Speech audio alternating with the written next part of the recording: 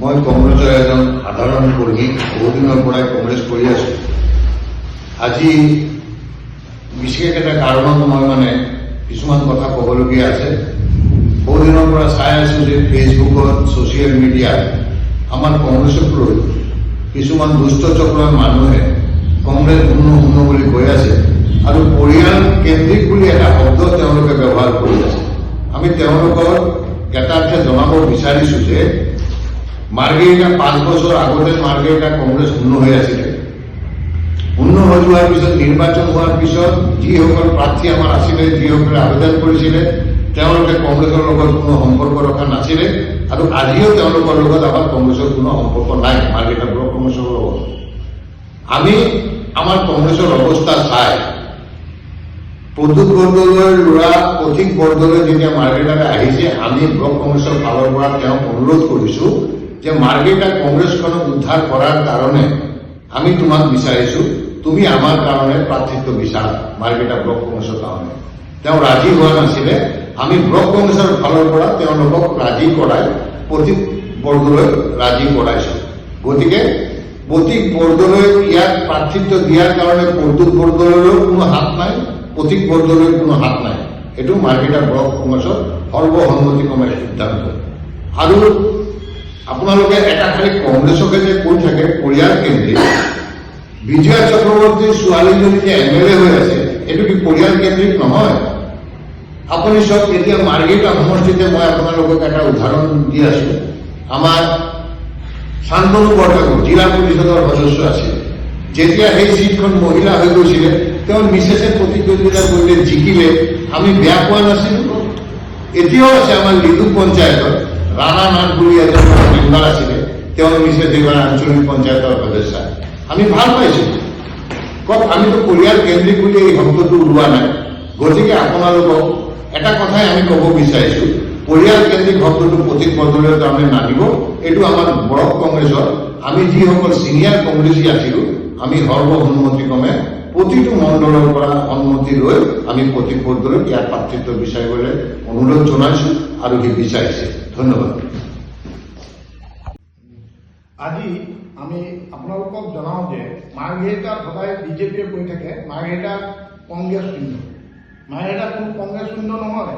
আজিৰ দিনত মাৰ্ঘেৰিটাত কংগ্ৰেছৰ উত্থান হৈছে। পথিক বৰদলৈ আহি সাংগঠনিক দিশত চবকে একগোট কৰি আগবাঢ়ি গৈ আছে। দলৰ এতিয়া উত্থান হোৱা দেখি বিজেপিয়ে কৈ আছে যে পথিক বৰদলৈ আহি এইটো কৰিলে বা বেলেগক দি কোৱাই আছে। কিন্তু আজিৰ দিনত মাৰ্ঘেৰিটাত কংগ্ৰেছৰ যিটো স্থিতি বহুত সবল স্থিতি। কাৰণ আমি চবেই মিলি যিসকল আছে, আমি চবেই মিলি দলক এইবাৰ এটা সঠিক দিশলৈ আমি লৈ যাবলৈ আগবাঢ়ি আছোঁ। মইহে দেখিবলৈ পাওঁ আমি যে বিজেপিতে নেতাৰ অভাৱ হৈছে নেকি। দেখা যায় আজিৰ দিনত বিজেপি যিকেইজন নেতাই চলাই আছে, গোটেইকেইজন নেতাই কংগ্ৰেছৰ পৰাই যোৱা। সুখদেৱ শৰ্মা কি, সুমন খালে কি, তেওঁলোক চব কংগ্ৰেছৰে পৰা গৈ আজি বিজেপি দলটো চলাই আছে। মোৰ চিন্তা হ'ল, কেতিয়াবা মই ভাবোঁ যে বিজেপিত নেতা কৰ্মীৰ অভাৱ হ'ল নেকি। ধন্যবাদ। মূল বিষয়টো হ'ল আমাৰ এইবাৰ মাৰ্ঘেৰিটা সমষ্টিৰ বাবে কংগ্ৰেছ দলৰ পৰা 3জন প্ৰাৰ্থী আবেদন কৰিছে।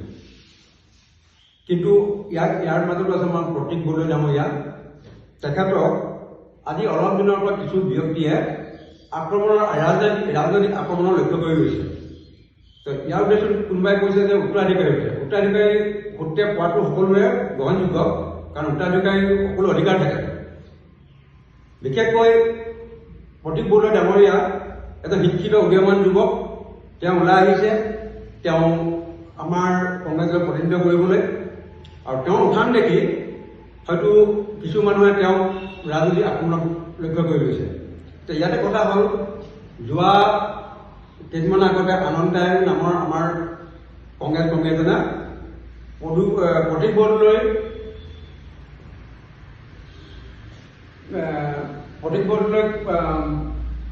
টিকেট দাবী হোৱাৰ বাবে তেওঁ কি কৰিছে, দলৰ পৰা পদত্যাগ কৰিছে। কিন্তু এইটো কথাটো অনুচিত। কিয়নো পথিক বৰদলৈ এজন উদীয়মান যুৱক, শিক্ষিত যুৱক। আমি এই যুৱকসকলক, নৱপ্ৰজন্মক আমি আগুৱাই আনিব লাগে, আমি মনোবল ভাঙি দিব নালাগে। গতিকে পথিক বৰদলৈ মনোবল ভাঙি দিবৰ বাবে তেওঁলোকে এই যি পন্থা হাতত লৈছে ই গ্ৰহণযোগ্য নহয়। আৰু গতিকে যাতে আমাৰ দলৰ কৰ্মকৰ্তাসকল বা কৰ্মীসকলে এই মনোবল অটুট ৰাখে, তেওঁলোকে মনোবল দুৰ্বল কৰিব নালাগে। মাৰ্ঘেৰিটা ব্লক কংগ্ৰেছ কমিটিৰ অন্তৰ্গত আমাৰ ছেপ্টেম্বৰ 2 তাৰিখে এটা সভা হৈছিলে, ডাঙৰ সভা। নগাঁও সাংসদ শ্ৰী অৰ্জুন বৰদলৈ আছিলে। সেই সভাত সৰ্বসন্মতিক্ৰমে মাৰ্ঘেৰিটা ব্লক কংগ্ৰেছ সকলো বিষয়বিলাক মণ্ডল কংগ্ৰেছ বুথ কমিটি তথা সকলো উইং চেল আমি একমত হৈ সেই সময়ত ইনচাৰ্জ সভাপতি হিচাপে আছিলোঁ মই নিজে প্ৰতীক বৰদলৈক আমি বিচাৰিছিলোঁ আৰু আমি অনুৰোধ কৰিছিলোঁ যে প্ৰতীক বৰদলৈ আমাক বৰদলৈ ছাৰ আপুনি ইয়াত আমাক দিয়ক। তেখেতে আমাৰ সকলোৰে কথা মানি ঠিক আছে মই উত্তৰ দিম পিছত, তাৰপিছত তেওঁ চিন্তা চৰ্চা কৰি আমাক ইয়াত তেওঁ পঠিয়ালে। আৰু কোনোবাই যদি এইটো কয় যে ইয়াত পৰিয়াল কেন্দ্ৰিক বা বংশবাদ বা কিবা, এইটো আমি নামানো। এইটো যদি আমি কওঁ তেতিয়াহ'লে মই কমচে কম 100 মান গিনাই দিম বিজেপিৰ। বংশবাদ মানে কি?